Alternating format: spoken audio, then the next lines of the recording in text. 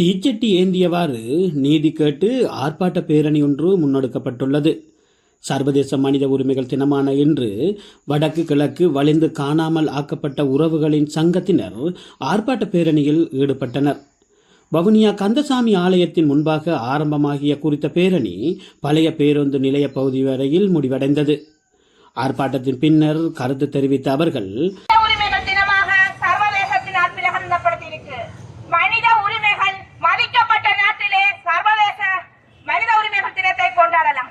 ஆனால் எம்மை பொறுத்தவரையே இந்த நாட்டிலே தமிழர்களாகிய நாங்கள் மிகவும் அடக்குமுறைகளுக்கும் ஒடுக்குமுறைகளுக்கும் நமது கருத்து சுதந்திரம் என்று நாம் இந்த ஜனநாயக போராட்டத்தை கூட எந்த சுதந்திரமாகவும் எமது உறவுகளை தேடுவதற்கு இல்லாமல் நாளுக்கு நாளாக மனித உரிமை மீறல்கள் தொடர்ச்சியாக நடைபெற்றுக் கொண்டுள்ளது.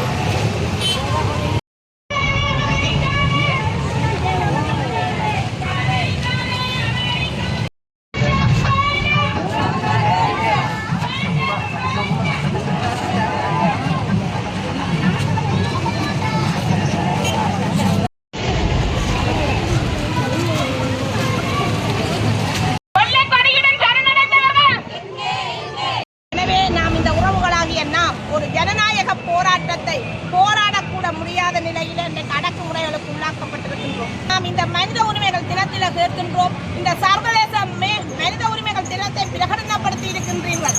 ஆனால் இந்த சர்வதேசத்திடம் நாம் தொடர்ச்சியாக கேட்டுக்கொண்டிருக்கின்றோம். இன்றைக்கு 15 வருடங்களாக யுத்தம் முடிவடைந்து எமது உறவுகளுக்கு எந்தவித நீதியும் இல்லாமல் தெருவில் போராடி கொண்டிருக்கின்ற உறவுகள் எமக்கான சர்வதேசமே நீதி பொறிமுறை ஊடாக எமது குற்றவாளிகளை கூண்டில் நிறுத்தி எமக்கான நீதியை பெற்றுத்தாருங்கள் என்றுதான் நாங்கள் தொடர்ச்சியாக கேட்டுக்கொண்டிருக்கின்றோம்.